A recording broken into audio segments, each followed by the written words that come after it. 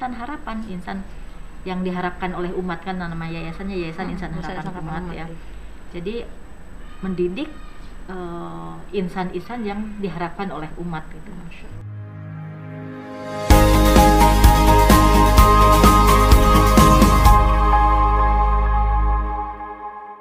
Assalamualaikum warahmatullahi wabarakatuh.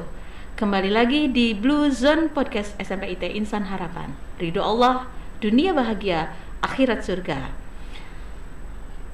Alhamdulillah wa syukurillah, di episode kali ini yang mengambil tema sejarah Inhar dalam rangka anniversary, kami kedatangan tamu istimewa yaitu Ibu Rita Fadilah Nugroho.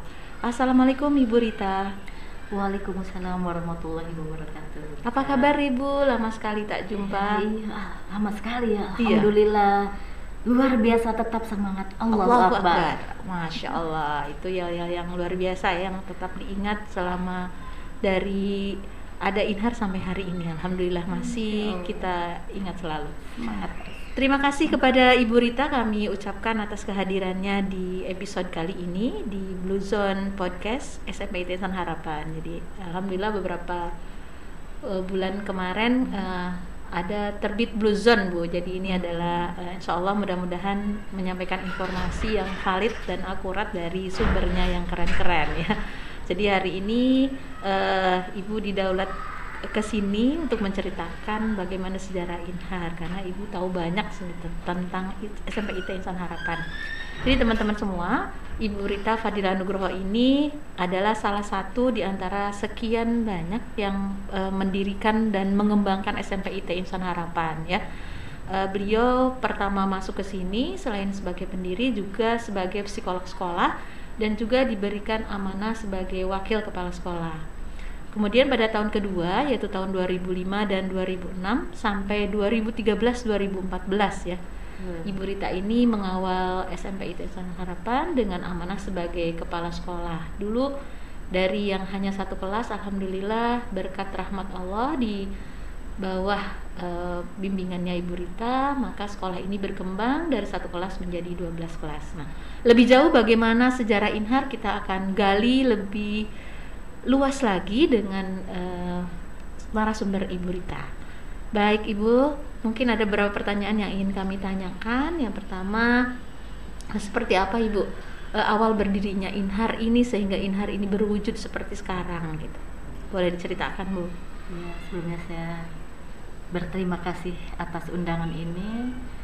Semoga cerita ini bermanfaat ya. Insya Allah. Untuk pengembangan bagaimana dulu didirikan sampai sekarang. Saya juga kaget nih ada Blue Zone. Kekinian sekali ya. Iya, kekinian ya. Ya Allah, mudah-mudahan semakin barokah sekolah Amin, ini. amin. Guru, keluarga dan semua murid Inhar dan alumninya. Amin. Kalau sejarah itu mungkin saya juga selama 10 tahun bersama Inhar itu mungkin tidak cukup waktu ya untuk diceritakan dalam 30 menit. Iya betul. Dan mungkin mohon maaf sebelumnya kalau ada hal-hal yang terlewat. Tapi saya coba mengingat di awal saya terlibat di Inhar, di SMP IT Insan Harapan ini yang nickname-nya Inhar. Jadi yang awal sekali diajak Pak Solihin selaku ketua yayasan Insan Harapan Umat itu ya, itu adalah suami saya, Pak Joko Harinugroho. Beliau diajak Pak Solihin untuk mengikuti rapat-rapat proses pendirian sekolah ini. Jadi saya hanya mendengar bahwa Pak Solihin mendapat amanah wakaf tanah di Kademangan itu 4.000 meter persegi ya dari Profesor Ardani, dosen UIN ya, Syarif Hidayatullah Ciputat. Jadi untuk dikelola alumni dari Pak Solihin dan teman-teman itu alumni perguruan Al-Islam Surakarta.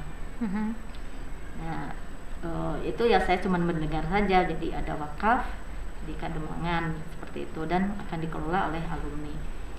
Nah, pada tahun 2004 ternyata alumni yang berdomisili di sekitar lokasi wakaf ini ternyata tidak banyak. Maka diundanglah teman-teman yang sekiranya bisa terjun langsung di lembaga pendidikan yang akan didirikan ini. Dan mungkin banyak yang dari Perumahan Batan Indah ya. Jadi begitulah. Jadi awalnya tuh hanya mendengar saja, kemudian saya terlibat itu mungkin karena ya kebetulan pendiri kita Pak Istar, Pak Solihin ya sudah tidak ada ya. Tapi saya diajak itu karena latar belakang saya di psikologi, dan kemudian saya mengelola apa saja. Jadi nanti di saat itu Pak Istar ya yang meminta apa yang bisa disumbangkan, di kontribusi apa dari saya sebagai psikolog untuk sekolah ini. Jadi kemudian ikutlah perumusannya.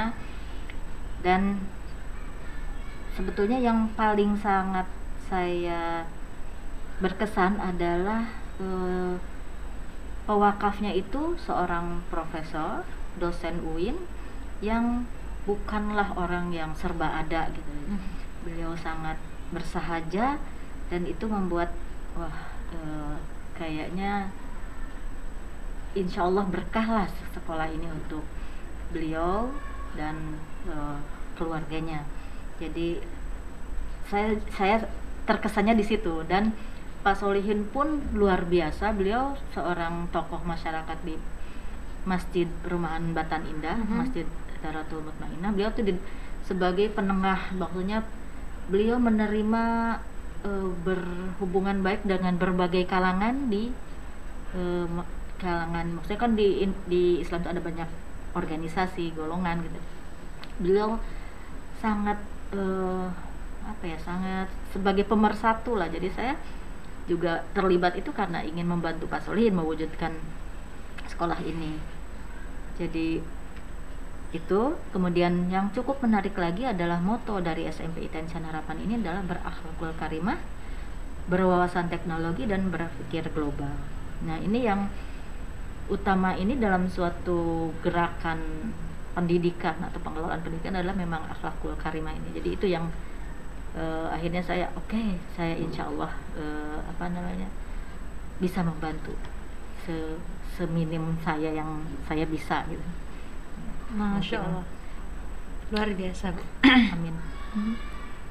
Ada lagi Bu, sampai kemudian mungkin Ibu bisa ceritakan juga kenapa diberi nama Insan Harapan. Pasti ada latar belakangnya nih, karena Ibu juga sebagai bagian dari pendiri sehingga mengambil nama itu sebagai nama keren untuk sampai sekarang. Masya Allah.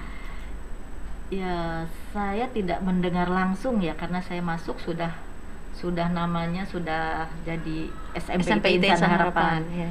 Tapi kemudian setelah saya banyak terlibat dengan Pak Istar khususnya, Pak Solihin dan Pak Nur Hasan saat itu, tiga orang itu yang sangat aktif dalam mendampingi pengelolaan awal di SMP Insan Harapan ini. Yang saya dengar, jadi ingin ramah di berbagai kalangan ya. Jadi betul-betul bisa tidak untuk golongan tertentu saja. Dan itu yang membuat mungkin jadi tidak orang takut ataupun apa. Jadi memang Insan Harapan, insan yang diharapkan oleh umat, kan nama yayasannya Yayasan Insan Harapan Umat ya. Jadi mendidik insan-insan yang diharapkan oleh umat gitu, dengan akhlak yang baik itu ya, akhlakul karimah itu yang. Jadi secara persisnya saya belum sempat mendengar, tapi secara sepintasnya seperti itu. Jadi tidak pakai al gitu. Jadi memang ini sifatnya sangat umum ya Bu, siapapun alhamdulillah siapapun tidak membawa asobiyah ya Bu ya. Iya betul. Tidak membawa asobiyah dan insya Allah membawa untuk kemaslahatan umat. Jadi seperti itu Ibu. Masya Allah luar biasa ya. Mungkin kan seperti kita tahu ya, jadi dari mungkin pertama saya masuk di tahun 2008 juga ternyata Inhar ini tidak memiliki cabang dimanapun dan yang dipilih itu hanya sekolah menengah pertama, tidak ada sekolah dasar maupun tidak ada SMA. Nah alasannya kenapa nih Bu, hanya SMP aja yang ada sampai sekarang ini? Saat itu yang saya garis bawahi adalah akan itu yang terutama pembentukan akhlak ya.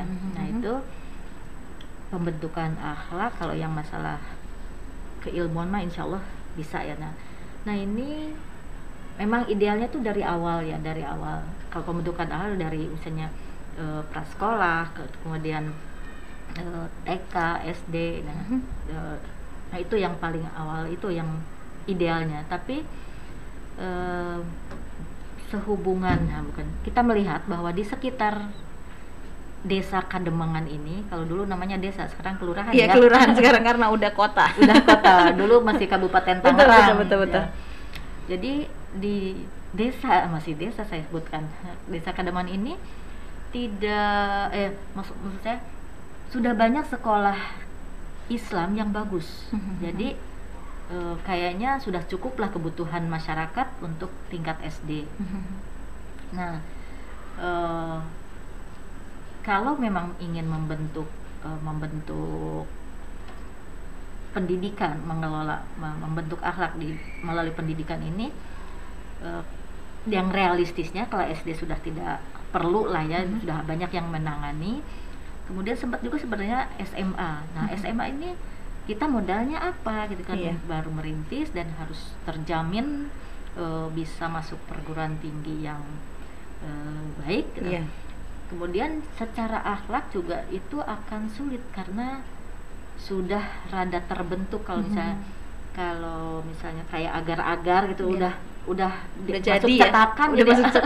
udah jadi agak sulit lagi, harus dipanaskan lagi kalau mau bentuk yang lain. Nah, jadi untuk masa selain masa yang peralihan dari anak-anak ke remaja itu insya Allah akan relatif lebih terjangkau ya. Mungkin juga kalau memang belum terbina dengan baik ketika di rumah dan SD-nya, ya kita masih ada peluang lah untuk mendampingi mereka dengan prinsip-prinsip pendidikan dan memperhatikan juga perkembangan psikologis para siswa itu. Jadi SMP itu yang ya insya Allah saat itu ya saya usulkan dan ternyata alhamdulillah diwujudkan itu ya. Saya usulkan untuk SMP saja. Baik, menarik sekali Bu Rita. Jadi memang dari awal memang ketertarikan Bu Rita itu dari adanya keinginan untuk sekolah ini untuk membangun akhlakul karimah ya Bu Rita ya. Karena memang mungkin masa-masanya yang masih masa emas bisa dibentuk. Tadi Bu Rita analogikan seperti agar ya, masih cair, mungkin kemudian bisa dibentuk dalam sesuai dengan keinginan kita. Dan insya Allah mungkin kalau namanya akhlakul karimah maka pasti dasarnya adalah dua yang kita pegang ya Bu Rita ya, Al-Quran dan Sunnah kan pasti itu insya Allah. Bukan emas juga sih, enggak emas banget. Jadi itu masa yang ya cukup realistis ya, bukan masa emas ya. Baik. Golden age ya masih di bawah umur ya. Di bawah umurnya lebih kecil lagi ya. Baik Bu Rita, terima kasih. Kemudian pola pendidikan yang khas ini apa Bu? Kalau boleh tahu di Inhar ini seperti apa pola pendidikan khasnya? Pendidikan yang khas itu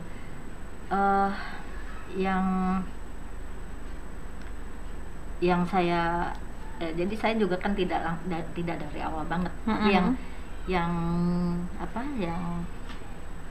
akhlakul karimahnya itu yang terutama jadi pembiasaan untuk anak-anak itu, juga gurunya tentu itu punya wudu gitu, jadi dalam keadaan berwudu. Nah itu supaya memudahkan ya, yaitu yang pembiasaan yang mudah-mudahan akan terus dipertahankan oleh pengelola sekolah ini dan siswanya. Nah itu juga mungkin saya juga dulunya belum, jadi dengan masuk ke lingkungan ini saya jadi oh iya terbiasa juga ya. Jadi beberapa guru juga ada yang dulunya mungkin ini jadi belum terbiasa jadi terbiasa juga. Nah itu jadi pembiasaan wudhu, kemudian yang mungkin juga yang membeda, yang khasnya itu ya. Jadi kita menerapkan berawal dari minimnya fasilitas yang kita punya. Dulu kan hanya 2 ruangan. Nah itu diusahakan di setiap tempat itu bisa untuk sholat. Nah jadi maka ada sandal luar, ada sepatu luar, ada sandal dalam gitu. Jadi diusahakan semua tempat itu suci dari najis, sehingga bisa dimanapun bisa untuk ibadah untuk sholat, betul. Jadi apalagi dulu belum ada masjid. Belum ada masjid ya dulu ya. Jadi itu sholat, itu belajar, itu kelas semua di situ ya Berita ya. Sholat itu di selasar. Di selasar. Tempat bermain berarti ya. Tempat bermain ada juga tempat sholat. Masya Allah. Iya. Jadi makanya dibuat supaya tidak ada sepatu yang dari luar itu menginjak lantai di Inhar. Jadi ada batas suci ya. Ada batas suci dan tidak hanya masjid gedungnya, tapi seluruhnya diharapkan jadi tempat untuk bisa beribadah. Bisa sholat terutama. Termasuk juga kalau misalnya ada tamu pejabat sekalipun harus buka sepatu ya. Misalnya Pak Jokowi datang, dipersilahkan menaruh sepatunya dan nanti kita sediakan kan itu sandal dalam. Iya, Masya Allah. Jadi, luar biasa nih. Itu mungkin juga kita mengingat di Jepang juga kan seperti itu ya. Ada tempat-tempat yang seperti itu. Iya, betul. Dan ya, karena kita Islam ya kita lebih ketat lagi ya, jadi semuanya aja gitu. Betul Masya Allah. Kemudian yang mungkin juga cukup yang kita tekankan juga di Inhar di sejak awalnya itu adalah pembinaan karakter yang jujur. Nah, jujur ini cukup berpengaruh pada karakter siswa ya, sehingga namanya nyontek itu setelah mereka keluar itu ternyata di luar tuh banyak sekali. Jadi kasihan sampai ada yang dulu sudah masuk suatu lembaga sekolah, kemudian telepon, ibu gimana ini pokoknya intinya tuh inilah enggak serak ya dengan kondisi mungkin ya itu. Tapi ya anak-anak mudah-mudahan tetap ini kan ya jujurnya itu. Kemudian juga ketika kita ada yang tidak naik kelas pun bukan berarti bodoh ya, tapi mungkin ada hal-hal yang lain yang perlu tuntas ya, perlu dituntaskan. Sehingga ada juga kan yang dulu sempat tidak naik kelas tapi menjadi orang yang hebat setelah dewasanya. Nah, karena kita betul-betul membuat pola bagaimana anak-anak itu punya kepribadian yang kuat, survive karena namanya kesulitan itu kan sampai dewasa nanti mereka akan temukan. Betul. Nah, dengan terbiasa menghadapi masalah. Kalau misalnya suruh belajar, ada ulangan ya belajar, ada ulangan tidak ulangan belajar ya. Tapi setidaknya kalau ada ulangan tentunya dulu sekarang namanya bukan ulangan lagi ya, apa tuh Bu? Penilaian harian. Penilaian harian. Yeah. Setidaknya kan belajar tuh terus menerus. Nah, seandainya agak lalai, tentunya akan mempengaruhi pemahamannya ya, mempengaruhi nilainya. Nah, jadi nilai mereka tuh nilai murni gitu. Nyontek pun tidak boleh. Nah, ketika ada pernah suatu kejadian anak cerdas itu nyontek di suatu pelajaran yang menurut dia sulit ya, pelajaran sosial saat itu. Ya tetap karena sudah diumumkan sebelum, kalau ketahuan maka ada konsekuensi ya. Ada konsekuensinya, dan itu juga bagus buat bahwa dalam hidup ini jadi tidak semuanya tuh ada risikonya. Ada risiko yang harus diambil. Tidak karena dia pintar, terbiasa nilai baik, tapi kalau melanggar ya tetap. Dan diupayakan juga konsekuensi atau misalnya pelanggaran-pelanggaran yang dilakukan oleh anak itu tidak bersifat menghukum yang gitu, tapi tetap bernilai edukasi Ya.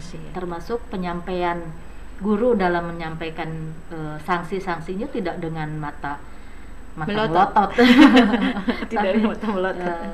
Ini dulu Bu Wati ya yang itu datar saja gitu. Betul. Itunya. Ya, diupayakan juga misalnya ketika hal-hal yang penting jangan sampai jadi sanksi, misalnya membersihkan toilet. Betul. Nah, itu tidak boleh karena semua orang harus peduli untuk kebersihan toilet. Betul. Dan kalau dulu itu senang banget Bu kalau anak-anak disuruh membersihkan toilet karena di sanalah mereka bisa berekspresi ya.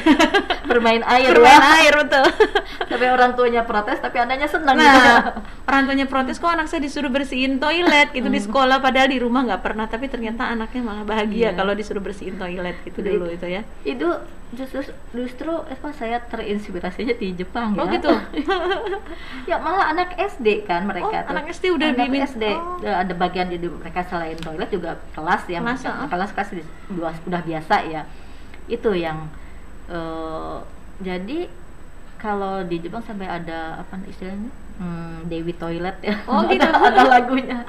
Jadi kebersihan itu adalah tanggung jawab bersama, bukan tugas OB gitu. Nah, iya. Kita kalau lihat kotor ya bersihkan. Nah, tapi dulu kemarin kan pembersihan toilet itu tidak sering ya, Iya, tapi setidaknya anak paham dari 300 anak ya cuma berapa kali gitu ya. Iya. Dalam setahun itu. Tapi itu berkesan mungkin ya Bu ya. Karena semoga karena seru banget kayak kalau disuruh bersihin toilet tuh malah mereka kayak menikmati suasana yang rame-rame bersihin apa namanya pakai sabun kayak gitu dulu ya waktu semprot air. Iya, semprot air kayak gitu. Kalau nggak salah ada juga alumni yang berjuang untuk menjadi pengurus OSIS supaya ada piket toilet di SMA-nya. Oh gitu. Putih kan belum dengar malah itu ya. Itu mereka berjuang untuk jadi pengurus OSIS. Ya mudah-mudahan karena peduli mungkin ya, kan dulu toiletnya bersih alhamdulillah dulu waktu di sini. Betul. Mungkin kemudian di sekolah barunya mungkin tidak sebersih dulu ya. Kalau kita kan bersih karena tidak pakai sepatu ke toilet kan, jadi ada senda khusus untuk toilet gitu mungkin ya, di situ juga mungkin salah satu penyebabnya. Ya karena memang kalau dari kebiasaan yang baik kemudian kurang baik itu jadi kan tidak nyaman ya Bu ya, biasa seperti itu. Nanti tepatnya mungkin perlu mengundang alumni ya. Nah itu ya biar datanya valid ya Bu. Betul, cuma dengar dari anak. Jadi biar yang mengalami langsung mungkin bercerita. Betul, iya. Kemudian apa lagi ya itu jadi intinya itu ya. Kemudian mungkin satu hal lagi ya penghargaan betul ya. Highest mark dan best effort. Jadi highest mark nilai tertinggi itu bisa dicapai oleh siapa saja, maksudnya dia siapa saja itu mungkin ada faktor intelijensi ya. Kalau untuk mencapai nilai tinggi mungkin perlu IQ yang tinggi atau kerajinan ya. Kalau kerajinan siapa aja bisa rajin ya, bisa mencapai. Tapi kita coba juga jadi itu per pelajaran kan, diberikan per pelajaran per semester dan tidak hanya highest mark tapi best effort. Ya. Jadi nilai terbaik untuk mata pelajaran tersebut. Jadi satu pelajaran ada dua ini kan ada dua penghargaan, highest mark dan best effort. Nah yang sudah highest mark tentunya, yang best effort itu mungkin nilainya cuma 70 tapi dia usahanya maksimal gitu. Tapi usaha maksudnya pernah kejadian itu ada yang matematik itu biasa-biasa saja, jadi malah kesulitan sekali, tapi dia rajin mengerjakan tugas, ketika di kelas memperhatikan dan walaupun 70 dia dapat penghargaan best effort karena usahanya baik. Dan itu dinilai oleh guru pengajarnya masing-masing. Jadi dalam satu semester misalnya dulu tuh 14 pelajaran, jadi ada 14 highest mark dan 14 best effort. Jadi 28 penghargaan, walaupun mungkin cuman penghargaan sertifikat saja ketika itu, tapi ternyata ya cukup berpengaruh ya. Jadi walaupun tidak mengejar highest mark tapi ketika ada salah seorang anak yang kakak-kakaknya tuh nilainya tinggi-tinggi gitu, wah si adik mah nggak tahu nih, paling nggak dapat. Ya. Tapi ketika dia mendapat penghargaan best effort ya, berarti mungkin tahu juga ya, itu ternyata ada suatu kegembiraan juga di orang tua. Wah, jadi itulah, jadi kita tidak menilai hanya dari angka, tapi usaha. Prosesnya Bu ya. Proses betul, dan juga penghargaannya itu per pelajaran, karena ada yang mungkin dari lingkungan sini nilai pelajaran seperti matematikanya kesulitan, tapi dia highest mark, nilai tertinggi di kesenian juga olahraga. Nah itu dan ketika dia sudah lulus masuk SMK, mungkin karena daerah sini ya mungkin lebih memilih SMK. Sempat saya tanya sama kakaknya, gimana? Wah, enak di SMP. padahal SMA kan bebas gitu. Mungkin ada orang yang sudah terbiasa dengan aturan. Ya, sebenarnya aturan ini kan dimanapun ada. Dimanapun ada, kita di mana, dan ini lahan masa anak berlatih untuk adaptasi di lingkungannya yang akan dihadapi nanti. Jadi aturannya ikuti saja gitu kan. Insya Allah sudah dipikirkan bahwa itu untuk kebaikan anak, dan untuk bisa survive, supaya dia bisa adaptif dengan lingkungan dia berada, mau di Indonesia, mau di luar Indonesia, dimanapun, di desa Kademangan ataupun di luar desa Kademangan. Baik Bu Rita. Ya memang kadang-kadang saya pernah juga menemukan alumni memang keterangan dari mereka itu memang dulunya mereka merasa tertekan dengan berbagai aturan yang ada di Inhar ya, bahkan pernah sempat mendengar ada penjara bambu ya, karena dulu kan di depan ada pohon bambu, banyak pohon bambu, sekarang udah nggak ada ya, jadi perumahan. Jadi sampai disebutnya sebagai sekolah penjara bambu karena saking tidak bisa keluar dan banyak aturan. Tapi ternyata begitu mereka keluar dan kembali ke sini datang, wah ternyata beda banget, dan itu mereka rasakan manfaatnya sejak keluar dari sini. Mungkin dulu mereka tidak bisa survive di 5 besar, begitu keluar dari sini ternyata bisa 3 besar, dan ternyata modalnya itu adalah itu. Mereka biasa dengan aturan, biasa dengan PR, kemudian jujur, dan itu menjadi modal utama berita. Alhamdulillah. Masya Allah. Satu hal lagi yang utama lagi adalah kita berusaha komunikasi dengan orang tua ya. Jadi itu yang harus insya Allah kan tetap dipertahankan ya. Jadi seperti ketika mendapat penyerahan laporan hasil belajar itu kedua orang tua diharapkan hadir. Walaupun misalnya kadang tidak bisa, tapi tidak boleh anaknya saja, atau misalnya orang tuanya saja tanpa anak gitu kan. Jadi salah, jadi kan kita terus mencoba memperbaiki bahwa itu komunikasi itu harus terjalin dengan baik, sebaiknya terjalin dengan baik. Kadang-kadang tidak bisa memaksakan, tapi diupayakan untuk mungkin hanya karena ini aja sih Bu, sekarang ini kan 2 tahun terakhir ada corona ini ya. Jadi untuk pembagian hasil belajar rapot ini memang kita hanya kita menawarkan kepada orang tua yang memang mau berdiskusi, kemudian maupun dipersilahkan untuk hadir di sekolah dengan janjian gitu. Jadi karena kita lantatur terus nih Bu. Betul. Jadi tidak pernah ketemu selama ya kurang lebih 2 tahun inilah, tidak pernah ketemu langsung. Kalau 2 tahun ini memang luar biasa. Ujiannya luar biasa. Dan tentunya segalanya berubah. Aturan berubah dengan cepat Ibu. Berubah dengan cepat sekali. Sangat cepat lah pokoknya, luar biasa. Sebelumnya kan memang UN itu direncanakan tahun pelajaran 2021 awalnya, tapi kan ini dari 2019 sudah tidak ada UN. Jadi anak-anak semenjak bulan Maret 2020 itu berarti kan 2019-2020 itu harusnya masih ada UN, tapi karena ada ini maka tidak ada. Jadi ya lulus, makanya disebut sebagai lulusan corona angkatan 1. Semoga anak-anak survive ya, karena memang sangat berat terutama bagi anak-anak usia SMP Betul. yang butuh gerak, Betul. ya. Yang energinya masih banyak ya. Masih banyak sekali. Mudah-mudahan ya anak-anak alumni SMP Insan Harapan ataupun yang lain ya, seluruh dunia malah Betul, ya iya, mengalami seluruh itu. dunia. Kecuali kalau yang memang, kalau di negara lain ada yang memang masih tidak seketat kita ya. Iya, betul. Karena mungkin penjagaan prokesnya sudah lebih terbiasa.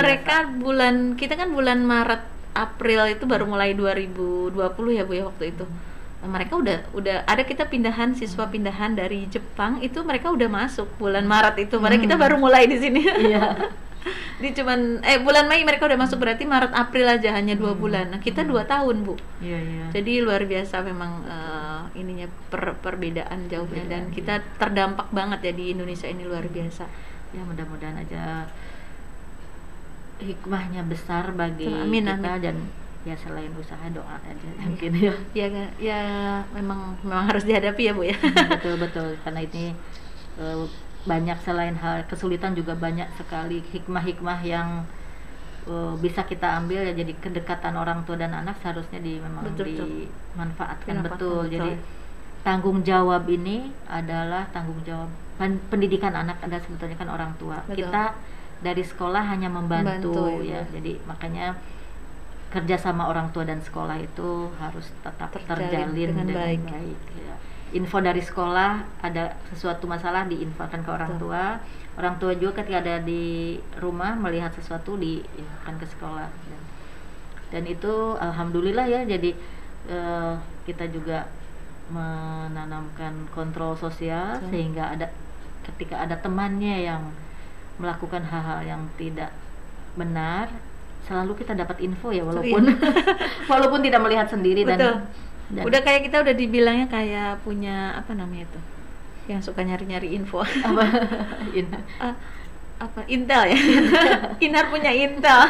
Tapi memang itu pertolongan Allah sih Bu ya. Pertolongan Allah, betul. Karena insya Allah dengan semangatnya para pendiri yang sangat tulus ya, dari pewakaf, dari yayasan pendiri itu hanya memikirkan untuk umat.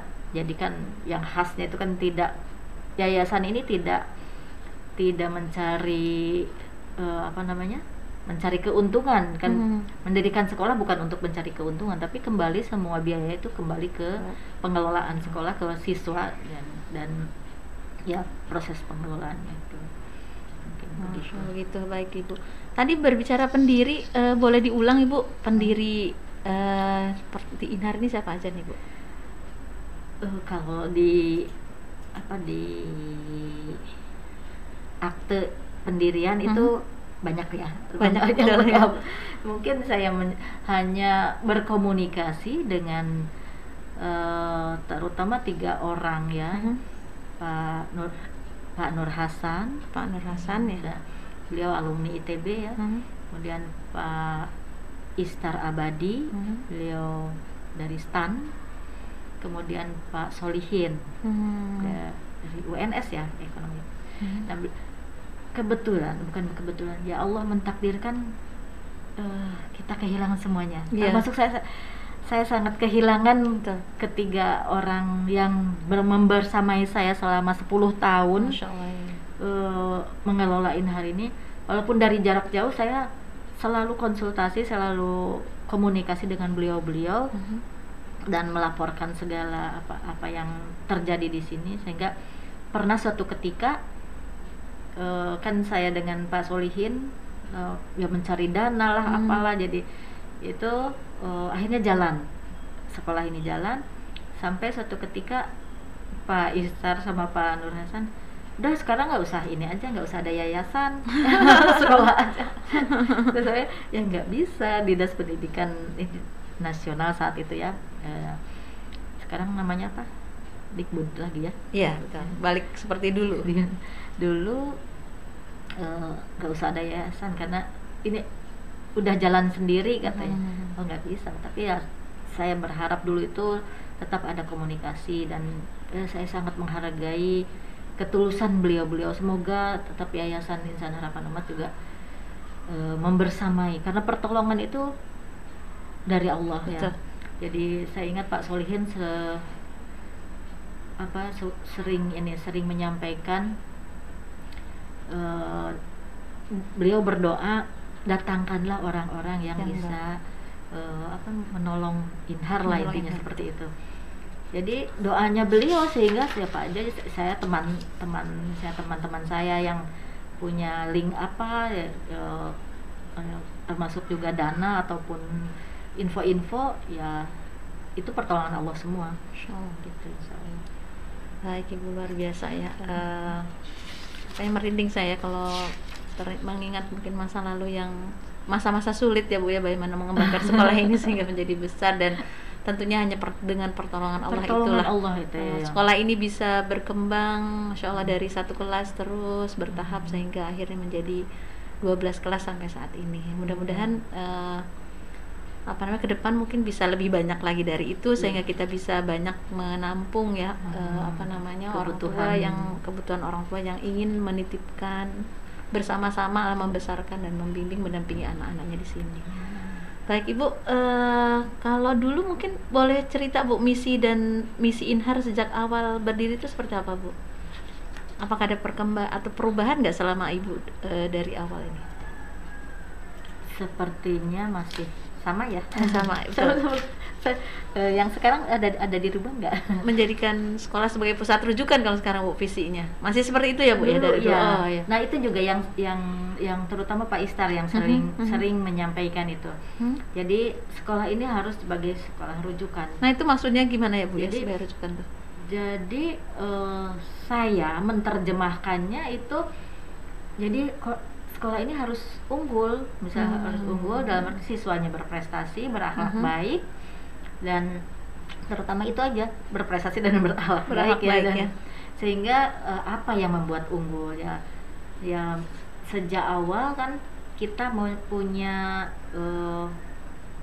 prestasi. Jadi maksudnya gini, kita punya peta kondisi psikologis anak, jadi psikotes ya, singkatnya psikotes. Nah dari pemotretan psikologis ini kita bisa memahami kondisi kognitifnya, bagaimana cara berpikirnya, kemudian sikap belajarnya, kemudian kepribadiannya. Dan dari itu kita lihat kan dari sejak awal itu IQ murid Inhar itu dari 88 sampai 100 berapa tuh, 140-an ya. Jadi range-nya lebar sekali.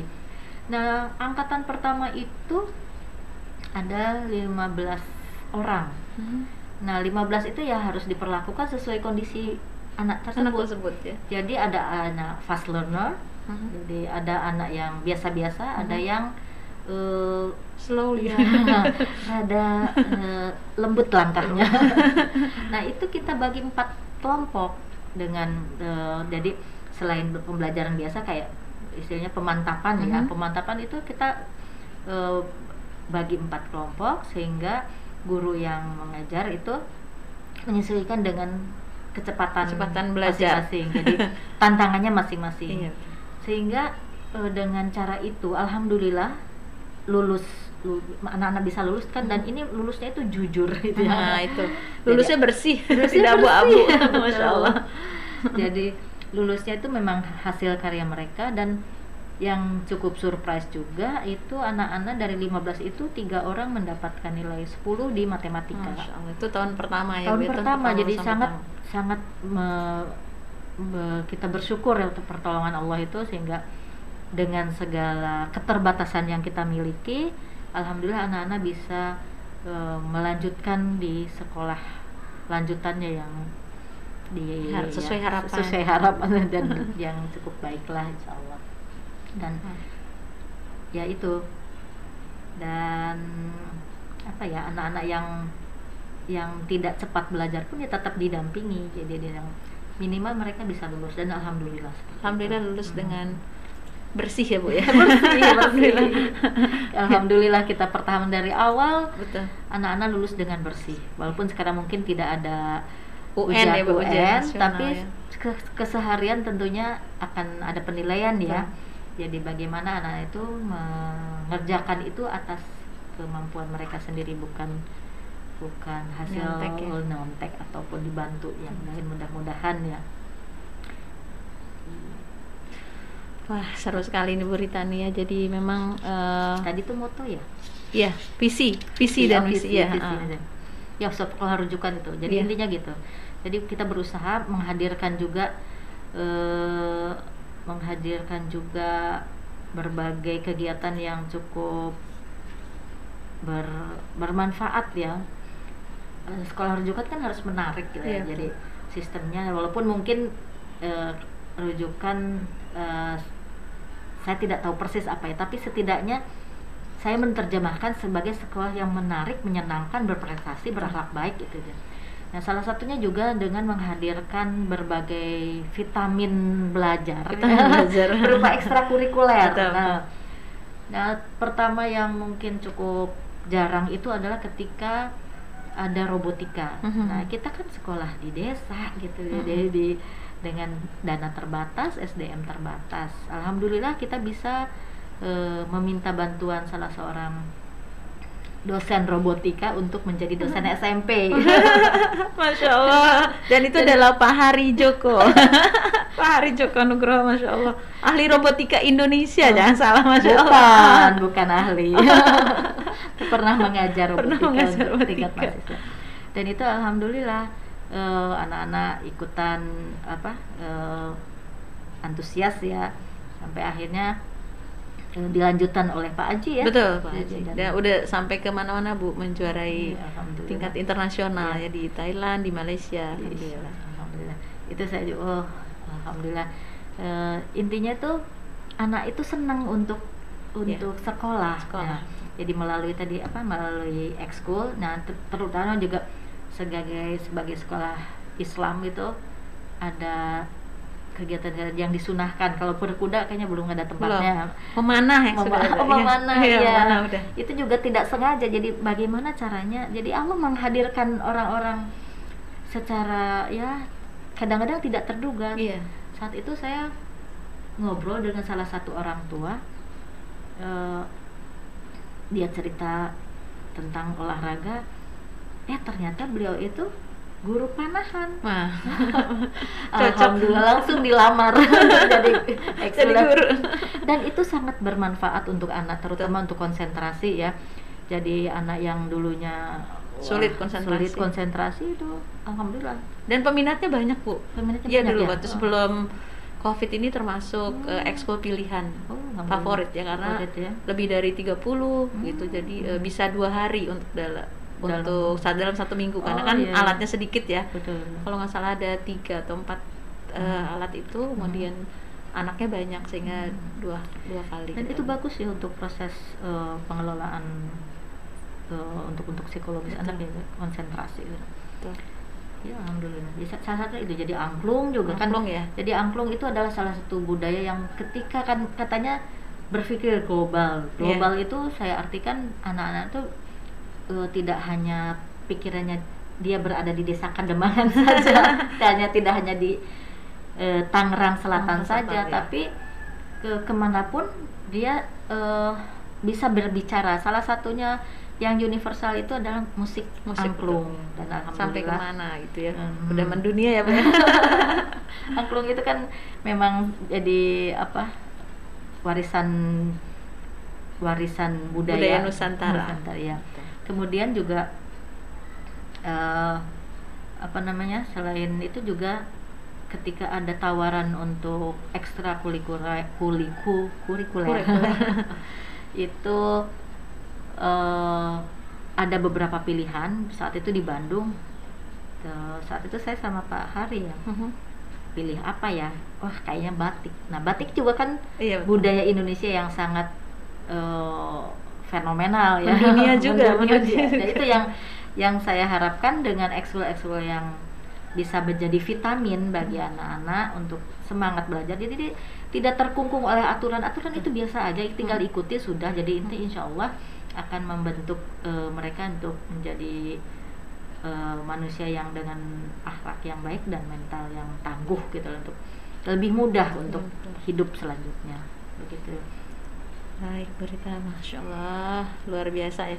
Nih kalau pertanyaan berikutnya Bu, suka dukanya sebagai perintis di awal apa nih Bu? Nih kalau boleh tahu nih. Suka dukanya. Saya tidak memikirkan duka sih. Suka terus ya Bu ya, Masya Allah, Alhamdulillah. Ya ada sulit, tapi yang pasti sulit ya. Maksudnya kita dengan lahan yang dari wakaf ini dan dana terbatas, hampir saat itu tuh tahun kedua pembangunan tidak bisa berjalan terus karena dananya tidak ada. Kan bingung gimana ini, sampai di kelas itu sampai tumbuh pohon pisang. sudah dibangun tapi lantainya belum kan, lantainya belum, baru dinding-dinding. Gimana akhirnya ya mencari solusi, dan alhamdulillah ada pinjaman yang sangat lunak ya, tidak pakai bunga, soft loan banget.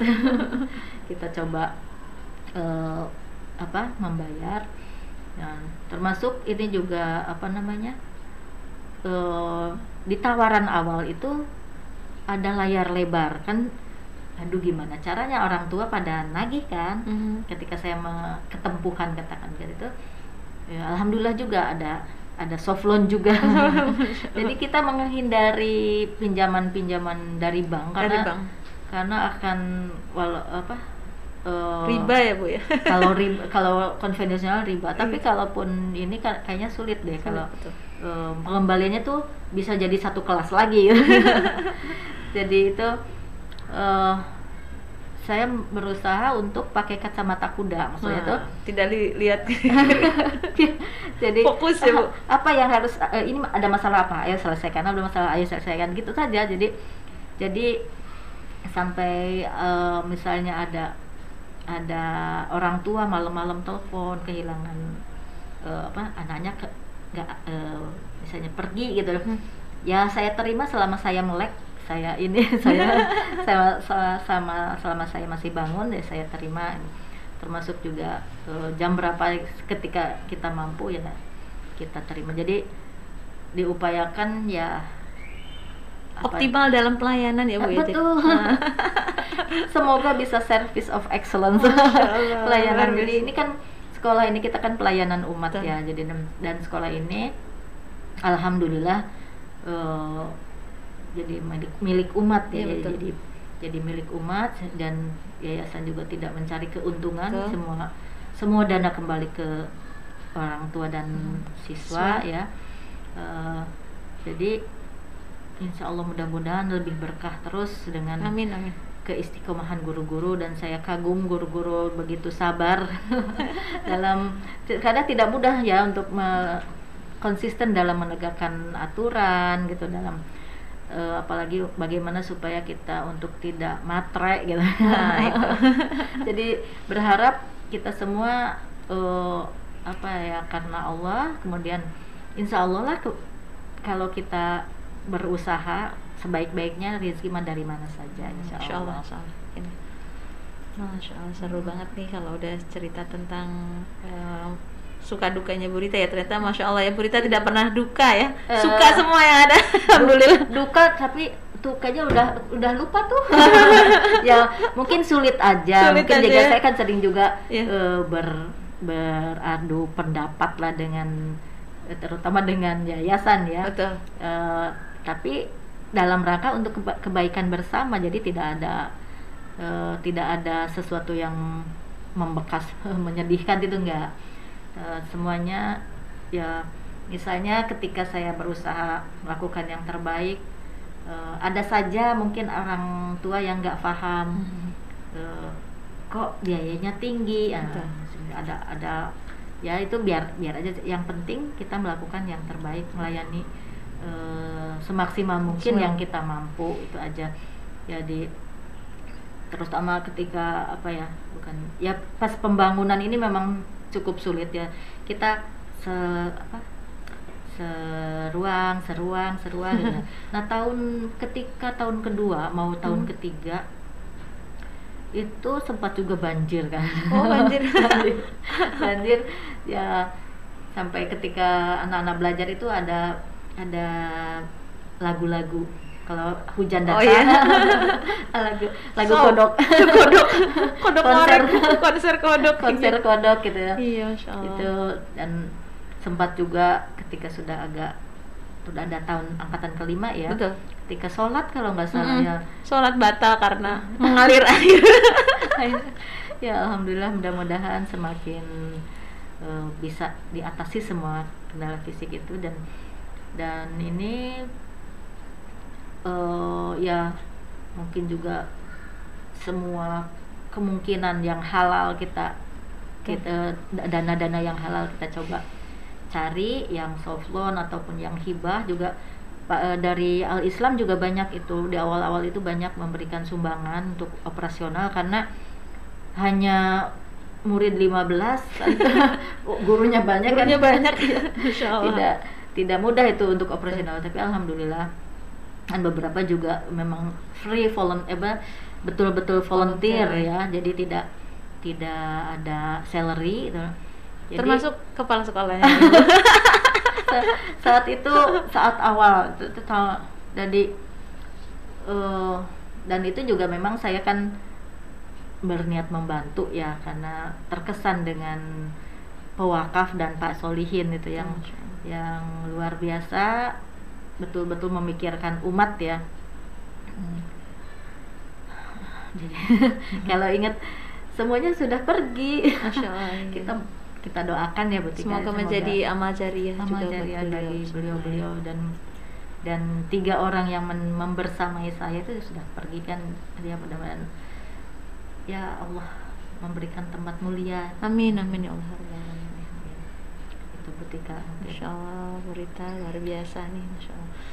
Kemudian menurut Ibu dengan ngelihat Inhar sekarang ini bagaimana nih pendapat Ibu setelah mungkin Ibu kembangkan sekian tahun, 10 tahun ya Bu ya di sini ya? 10 tahun sampai tahun, 2014 ya. Dan alhamdulillah meninggalkan, luar biasa peninggalannya. Nah, Ibu melihat sekarang Inhar bagaimana Bu?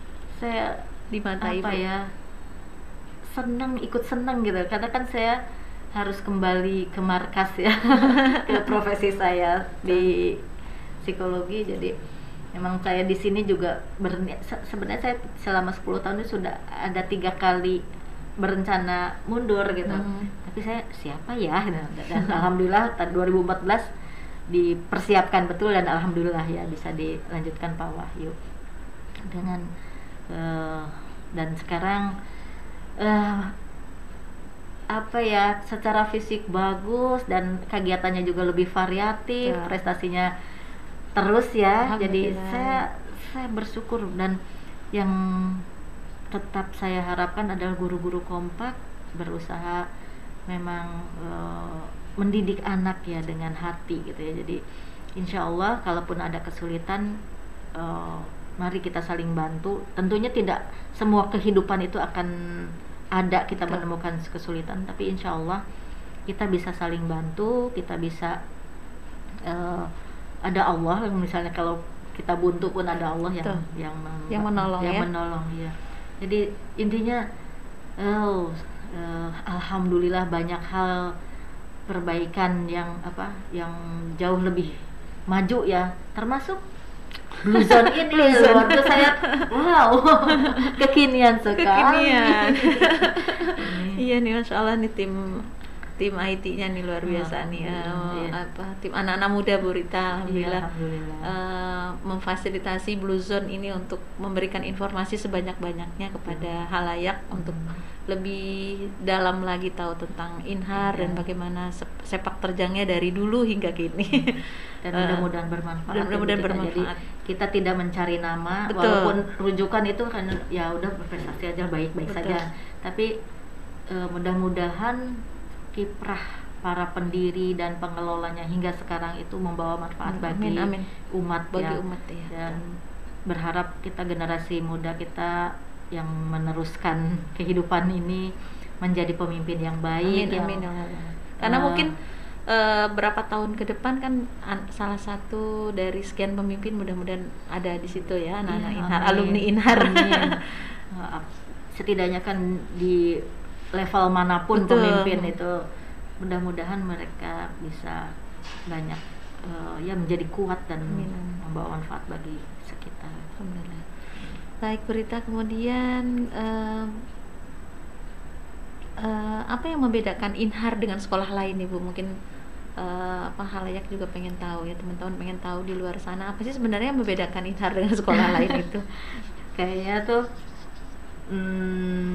kan banyak juga ya Bu ya sekolah Islam terpadu di ya, luar sana. Kemudian apa sih yang menjadi dari dulu Ibu tadi mungkin kalau yang saya simak memang intinya sih ingin anak-anak yang berakhlakul karimah dengan pembiasaan-pembiasaan yang luar biasa dan vitamin-vitamin yang diberikan.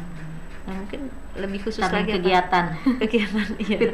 vitamin. Ya, saya tidak terlalu memikirkan apa yang membedakan, tapi ya kita bisa berbuat maksimal untuk anak. Baik Bu Rita, terima kasih. Nih ada mungkin sekitar satu pertanyaan lagi Bu Rita.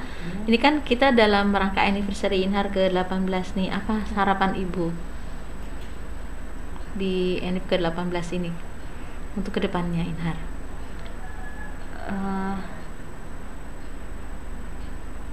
Insya Allah ya, kalau harapannya semakin baik saja ya. Semakin baik ya. Jadi sejak saya pamit dari Inhar 2014, saat itu saya karena ada amanah sebagai ketua HIMSI Banten ya, jadi saya tidak enak loh sering meninggalkan sekolah. Nah itu saya melihat itu luar biasa yayasan, perjuangannya yayasan ya untuk melanjutkan mengembangkan sekolah ini sehingga terus pembangunan dilaksanakan. Kalau dulu kan hanya Pak Solihin dan saya ya, dan itu luar biasa kompak yayasannya, bagaimana membersamai guru dan siswa dalam pendidikan di sini, tetap dengan prinsip tidak mencari keuntungan di sekolah ini, tapi memang melayani kebutuhan umat dalam hal pendidikan ini ya. Itu perkembangannya saya lihat sangat bagus ya, alhamdulillah. Dan udah 18 di anniversary ke-18 ini udah jauh berbeda dengan di awal dulu. Jadi itu alhamdulillah ya, tinggal misalnya yang ada kurang-kurangnya tinggal diperbaiki dan tetap dengan visi misi awal dulu bahwa ini kita ingin mengantar generasi penerus untuk memiliki pendidikan di SMP ini dengan sebaik-baiknya. Itu aja sih. Jadi mudah-mudahan terus kompak gurunya, yayasannya diikat oleh tali Allah hingga lebih kuat ya, karena kita sama-sama mengharap ridho Allah, dunia bahagia, akhirat surga. Gitu. Insyaallah itu tujuan kita ada di sini ya Bu ya. Betul, insyaallah. Ibadah insyaallah. Dengan tetap itu insyaallah semua permasalahan mungkin nanti ada debat-debat itu ya, insyaallah bisa diatasi dengan kita tetap bahwa Allah lah pengikat kita. Karena sudah ada semuanya, tuntunan bagaimana kita bergaul, bagaimana kita mengorganisir sesuatu, bagaimana bermusyawarah, itu sudah lengkap dalam Islam tuh, alhamdulillah. Dan kita tinggal melakukan saja, kita tinggal melaksanakan saja. Jadi begitu saja sih. Jadi mudah-mudahan ya semakin semangat. Amin, amin ya rabbal alamin. Masya Allah. Ya luar biasa kalau 6 tahun setelah ini perkembangannya luar biasa kalau saya, sampai yang belum saya ini yang hasil internasional itu ya. Alhamdulillah. Alhamdulillah juga sekarang siswanya yang dulu pernah ikutan ke internasional itu, lomba internasional, karena juga sekolahnya di Jerman Bu. Ya jadi memang dia mungkin senang dengan robotika. Memang dari awal juga kalau tidak salah dulu sejarahnya anak ini memang kesini tuh karena melihat itu ada ekskul robotika, gitu ya. Dan dia selama 3 tahun itu memang ikut terus ekskulnya sampai akhir sekolah. Ya, dan itu yang saya bersyukur ya, dulu saya mungkin mengadakan, sekarang dilanjutkan oleh guru-guru. Itu mudah-mudahan tetap diseriusi karena itu vitamin yang sangat baik buat anak-anak sekarang terutama. Iya. Jadi berbagai ekskul selalu sesuai pilihannya kan. Kalau dulu 3 ya milih ekskul, sekarang ya masih maksimal 4 sih Bu, tapi satunya harus tahfiz. Oh, iya, sebenarnya sih kan ada ekskul wajib pramuka, kemudian kalau dia memilih 4 berarti ekskul wajib pramuka, tahfiz, dan yang lainnya yang lain boleh memilih 2, dan itu ada 15 ekskul yang ada sekarang Bu, alhamdulillah. Mewadahi minat anak-anak untuk bisa berkembang. Ya, alhamdulillah. Dan itu ya mungkin juga ya dengan kita seriusi mendampingi mereka berkembang ya, gitu. Intinya itu. Alhamdulillah, harapan saya dulu terus gitu anak-anak membersamai anak-anak ketika ada anak masalah kita dampingi. Alhamdulillah, amin. Oh ya, sudah tadi perasaan ya, apa yang membedakan sekolah ini dengan sekolah lain Bu? Sebenarnya kata Ibu kan nggak ada bedanya ya?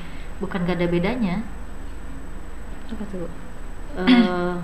Saya tidak memikirkan. Oh iya, Bu Rita tidak memikirkan perbedaan, tetapi apa yang bisa dilakukan ya Bu ya? Do the best. Jadi aja. Soalnya sekolah mungkin semua sama misinya ingin menjadikan anak-anak lebih baik, tapi kita melakukan yang terbaik untuk anak-anak ya Bu ya, dalam pelayanan terutama. Mungkin juga itu yang tadi pembeda itu ya high smart. Ini boleh dicontekannya nih. Baik ya, tadi ini di on udah nggak off, udah nggak on kan? Masih. Nanti dipotong aja. Dipotong ya. Ya, jadi mungkin itu tadi ya, pembiasaan anak dan guru ya, yang tadi tertarik sekali bahwa alhamdulillah sih Bu Rita masih kita lanjutkan, kita menjaga wudhu dan kita tetap menjaga kelas juga tetap bersih dengan tetap tidak menggunakan sepatu ke ruangan dan mengganti dengan sendal ruangan. Ya kalau anak-anak biasanya tidak pakai sendal Bu, tetap pakai kaos kaki aja gitu. Jadi ya seperti itu, dan ya harapannya itu kalau misalnya dimanapun anak-anak bisa melakukan sholat, walaupun sekarang alhamdulillah sudah ada ini penyambung antara kelas ke masjid, jadi karena sudah ada teduh-teduh. Kalau hujan dulu kan biasanya dilakukan di aula sholat, tapi sekarang alhamdulillah sudah ada ini apa? Kanopi. Ya, kanopi yang bisa menyambungkan kelas dan masjid sehingga tidak ada lagi hambatan untuk ke sana. Alhamdulillah. Alhamdulillah alamin, Bu Rita, semua pertanyaan sudah terjawab dan ini luar biasa ya.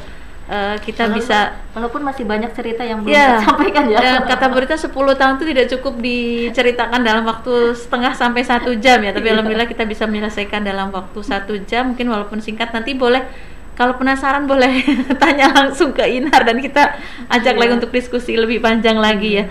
Jadi alhamdulillah terima kasih Bu Rita, dan insya Allah ini sangat bermanfaat untuk kami guru-guru maupun mungkin teman-teman juga yang menonton podcast ini, dan tahu lebih banyak, sedikit banyak lah tentang perjalanan Inhar ya, bagaimana dulu Bu Rita dan tim berjuang untuk menjadikan sekolah ini menjadi besar ya, kemudian berkembang, dan insya Allah kita yakini bahwa semua itu adalah pertolongan Allah. Dengan rahmat Allah kita sekolah ini bisa berkembang seperti saat ini, dan harapan Bu Rita juga ke depan memang lebih baik lagi dari hari ini ya. Dan kita menarik sekali betul bahwa sekolah ini prinsipnya tidak mencari keuntungan ya, tapi insya Allah selalu meningkatkan dalam pelayanan ya untuk umat ya.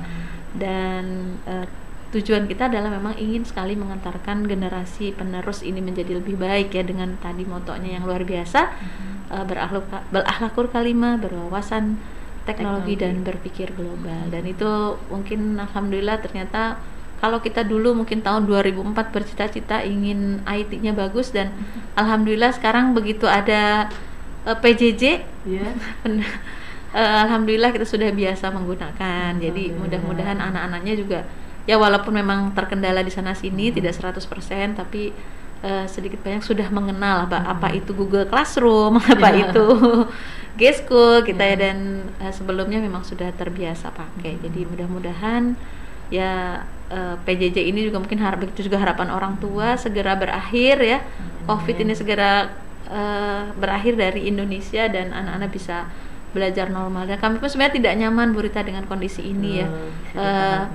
Setahun terutama mungkin yang sekarang kelas 8 itu waktu kelas 7-nya betul-betul tidak ketemu ya. Jadi tidak ada PTMT ya selama setahun dan baru PTMT itu apa? Pembelajaran tatap muka, pakai T lagi.